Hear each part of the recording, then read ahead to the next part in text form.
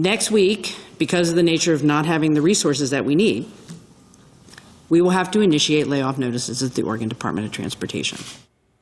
Well, this year's long legislative session in Salem officially ended late Friday, 2 days before lawmakers are required to be done for the year. Now, despite some progress and lots of bills that will soon become law, the biggest headline is the lack of a package to fund transportation. And when the gavel fell Friday night, the $12 billion transportation funding bill failed to even get a vote on the House floor. And an emergency bill introduced with just hours left on Friday, meant to keep ODOT afloat this winter, that failed as well. The consequences now, 600 to 700 ODOT employees will be laid off. That's according to the governor, some as early as this week. The governor calls it one of the largest layoffs in state history.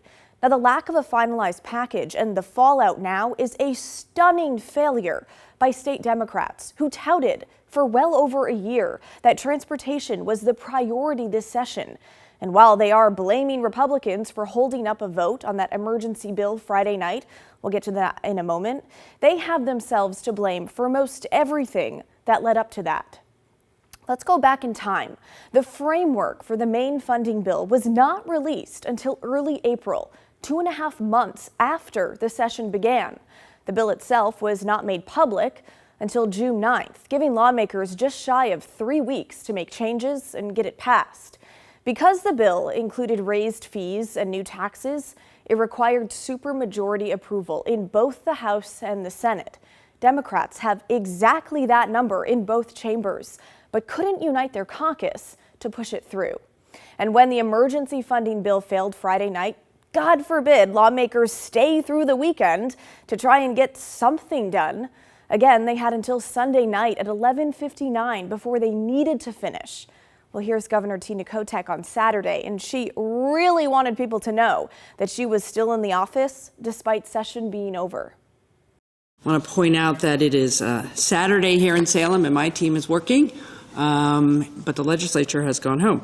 So let's talk about transportation.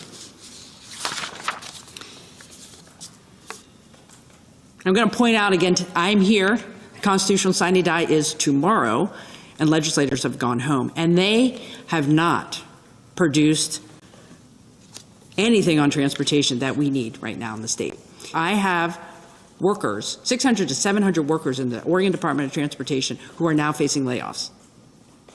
Because for whatever reason, people couldn't come together as Oregonians to fund that.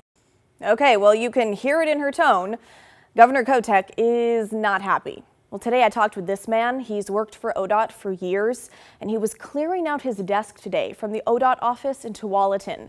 He didn't want to share his thoughts on camera, but tells me that that office is closing and everyone is moving to the ODOT headquarters in Old Town. There was a mandatory staff meeting there this afternoon. Now, he also told me he had heard that layoffs might be coming, but that he was still surprised to hear how many. He hopes he will escape the cuts because he's been with the agency for so long. Now, also at that office today, I met a woman picking up license plates. She runs a truck rental company. She didn't want to show her face on camera, but here's what she said. I think if they follow through with this layoff, it not only hurts the employees who are trying to have, earn an income to take care of their families, but also us as clients. We need to get our licensing so we can get our trucks on the road so that we can start earning revenue for our trucks. Now, we have asked ODOT staff several times over the past week and today to talk with us on camera, but they declined each time. Today, a spokesperson tells me they are still working through the exact number of layoffs, and they expect to know more details in the coming days.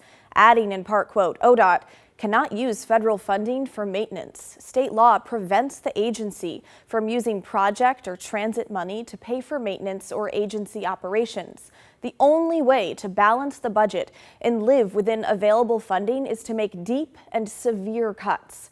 These cuts will harm Oregon's transportation system, Oregon's travelers, and the operational health of the agency.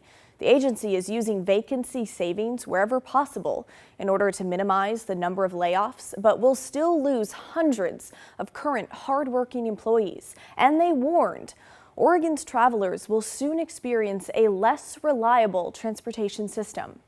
Now, while many blame state Democrats, State Republicans don't get a free pass either. That brings us back to that emergency funding bill Friday night. It passed out of committee, but in order for a vote on the floor, there needed to be Republican support for a procedural motion. Well, that didn't happen, meaning the bill died. The governor was sure to point that part out on Saturday. There were the votes, bipartisan votes, to pass House Bill 3402, which would have had a small gas tax and some changes in registration and title fees to fund the Oregon Department of Transportation. That didn't get done. It didn't get done because of procedural partisanship. Come to my surprise yesterday when we're all sitting there saying, okay, we don't have a large transportation package, we have more work to do there, but we should at least fund the Oregon Department of Transportation. There was bipartisan support for that. There was time to do that. What didn't happen was support from Republican leaders who just wanted to go home. The governor says despite the partisan politics, at the end of the day, lawmakers failed to meet the basic needs of the state. I think that what we're seeing here is we have to reset how we do transportation conversations in the state. It was too big, it was too complicated, and I think that's what at the end of the day ran the calendar out. But this lack of ODOT funding not only affects ODOT employees, but it trickles down to city transportation departments as well. Today, I caught up with Portland Mayor Keith Wilson, who tells me cuts will be coming to the Portland Bureau of Transportation. We are the second largest transportation system in the state. Clearly, there's going to be an employment nexus. We see 60 people having to be reduced without having the funding that we expected from this package. Mayor Wilson says the city of Portland was anticipating getting $11 million from this transportation package to go into PBOT's budget. Now that money isn't coming, so those 60 PBOT employees, he says, will be let go. A host of jobs, from maintenance to management.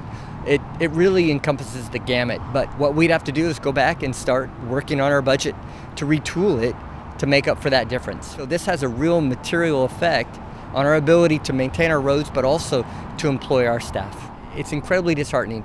We're asking for the legislature to come back during a special session and do the hard and important work that we need, not only for Portland, but for Oregon as a whole. Now, the mayor also says the cuts could include up to 300 streetlights not getting repaired this year and delays in traffic signal upgrades. Governor Kotek was not clear on whether she will call for a special session, but she said she is, quote, highly engaged right now to try and fund transportation. Because beyond the layoffs, this affects people like you and me, the everyday driver on Oregon's roads. When people break down on the highway here in the state of Oregon, they expect that someone is going to come and help them. When there's a pothole on a highway, they expect someone is going to fix it. When it is the summer and there's vegetation along the roadway that has to be cut back so it's not a fire hazard, they expect ODOT workers to be there. When winter is happening and there's snow on the ground, people expect snowplows to move the snow. Okay, so what do you think about the lack of a transportation funding package?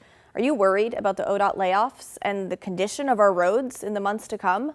Why or why not? Let us know. Email the story at kgw.com or call and leave a voicemail 503-226-5090.